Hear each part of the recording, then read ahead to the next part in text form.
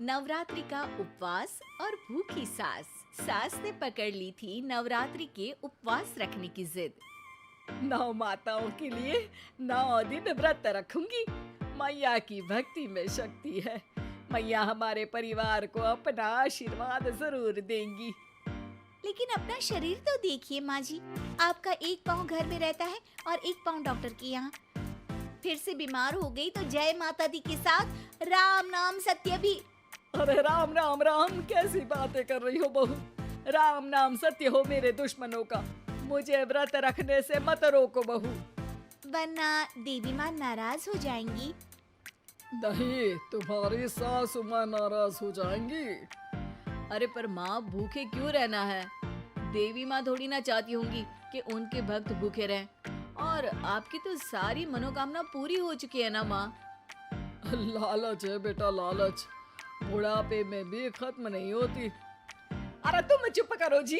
तुम्हारी भी उम्र है भक्ति भाव करने की। ज्यादा बड़बड़ की ना तो तुमसे भी उपवास रखवा लूंगी। हाँ। अरे रौद्र रूप क्यों धारण कर रही हो मेरी माँ। रख लो व्रत। ठीक है माँ, बस अपनी हेल्थ का ध्यान रखना। अरे उसकी चिंता तुम मत करो बेटा। मैंने टीवी पे देख लिया है कि व्रत में क्या क्या खाने से शरीर में कमजोरी नहीं होती। अच्छा ही है, वरना ऐसा ना हो कि 9 दिन के बाद तुम मैया के द्वार की जगह सीधा हरिद्वार। अरे तुम मुझे हरिद्वार क्यों भेजना चाहते हो? क्योंकि अब तुम्हें मायके तो भेजने से रहा। बाबूजी, क्यों माँ को परेशान करते रहते हो? अच्छा माँ, ये बता दो कि आपको व्रत में खाने के लिए क्या क्या चाहिए होगा? सास के सामने सब हार जाते हैं। माँ के कहे सामान को बेटा लेकर आता है। नवरात्रि का पहला दिन है। नाश्ता कर लो, स्वस्थ रहो, मस्त रहो। मेरा व्रत से ध्यान भंग मत करो। अच्छा ठीक है ठीक है। भूख लगेगी तो मेरी तरफ मत देखना। आई बड़ी। तुम कोई खाना हो जो तुमको देखूंगी। आए बड़े। माँ जी, ये लीजिए आपका फरियाली मिक्सचर। इससे व्रत नहीं टूटेगा। अरे इतना सा?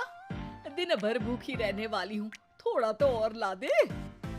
पर ये सब तो सपोर्ट के लिए होता है ना माँ जी, पेट भर के थोड़ी ना खाना होता है। करवा चौथ का व्रत नहीं रख रही हूँ जो कुछ ना खाऊं पीऊं। हाँ यार, ये तो मैंने सोचा ही नहीं। तुम इतने सारे व्रत रखती हो तो मेरे लिए करवा चौथ का व्रत क्यों नहीं रखती? अरे जुबान पे तुम्हारा नाम न रखूं, व्रत क्या खाक रखूंगी तुम्हारे लिए। माँ के कहने पर बहू और भी फरियाली ले आती है, जिसे खाकर माँ डकार मारती है। इतनी जोर से डकारोगी तो दुर्गा मैया भी डर जाएंगी। तुमने तो उनके शेर से भी तेज आवाज निकाल दी। अरे शेर के जैसा पंजाबी मारती हूँ मैं, देखना चाहोगे?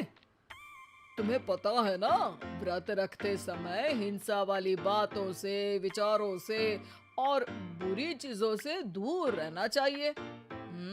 सही कहा, बुरी चीजों से दूर रहना चाहिए। इसीलिए तो तुमसे दूर जा रही हूँ, दूसरे कमरे में। सास ने कई सारी ऐसी चीजें खाई जिनसे व्रत ना टूटे। बहू, सब्र का फल मीठा होता है।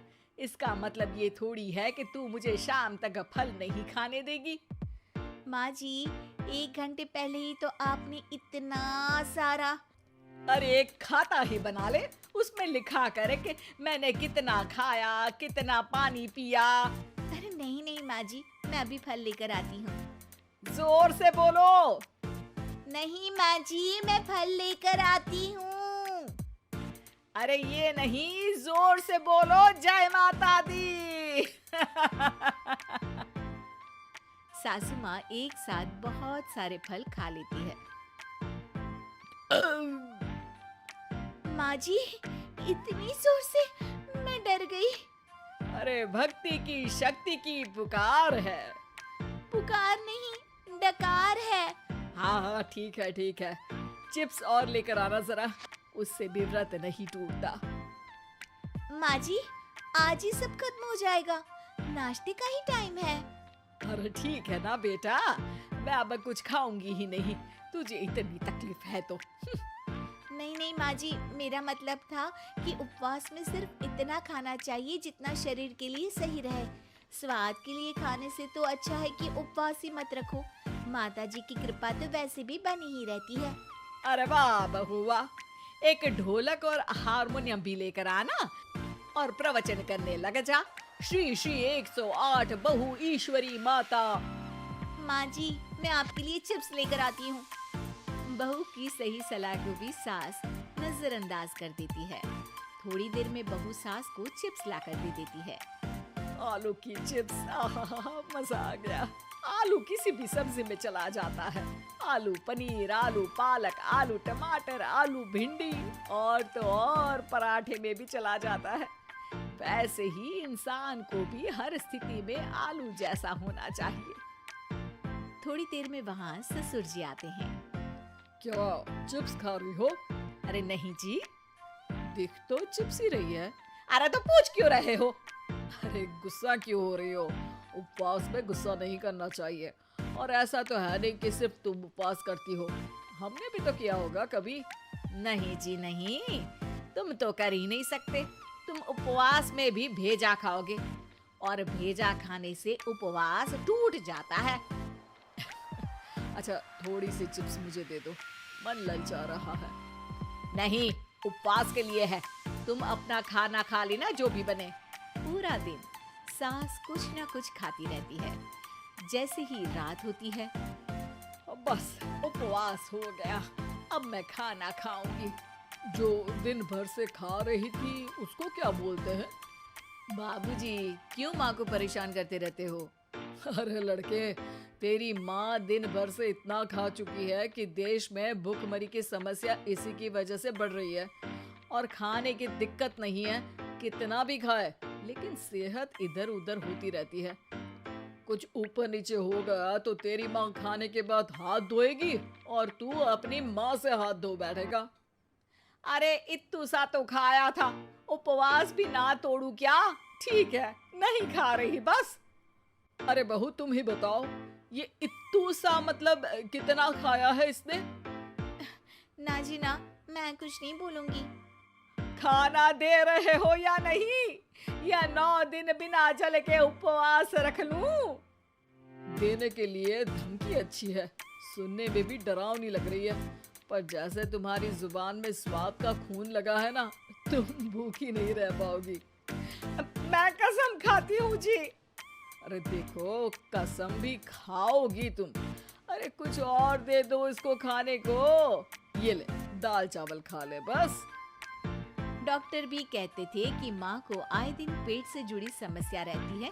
बस इसी के लिए घर वाले पहले उन्हें उपवास नहीं करने दे रहे थे, लेकिन जब उपवास करने दिया तो माँ ने इतना फरियाली खाया कि घर वालों की चिंता बढ़ा दी। और जैसा कि घर वालों को डर था, अगले दिन उनकी तबीयत खराब भी हो गई। डॉक्टर को बुलाना पड़ा। अरे जितनी बार आप बीमार होते हो उस हिसाब से तो मुझे एक क्लिनिक आपके घर में ही खोल लेना चाहिए। या फिर क्लिनिक में ही इनका एक अलग कमरा बनवा देते हैं डॉक्टर साहब। बाबूजी, पिताजी, मेरे जनक, क्यों हमेशा मजाक करते रहते हो? डॉक्टर साहब, माँ का पेट खराब है। क्या खाया था? जो मिला जो दिखा सब कुछ। अरे बस भी करो जी। बस तो तुमको करना था खाते वक्त। देखिए, खाना अच्छी बात है और उपवास भी आदमी को रखते रहना चाहिए, लेकिन तब जब शरीर लायक हो। पहले दिन ही बीमार हो गई तो 8 दिन कैसे होगा? आप व्रत मत रखो और खाने पीने पे ध्यान दो। मैं गोलियां दे रहा हूँ। आप भी कुछ खाने को ही दे रहे हो? हाँ, इससे जल्दी ठीक हो जाएंगी, समझ गई आप? अब तो ठीक ही होना है ना मुझे। जोर से बोलो। जय माता दी।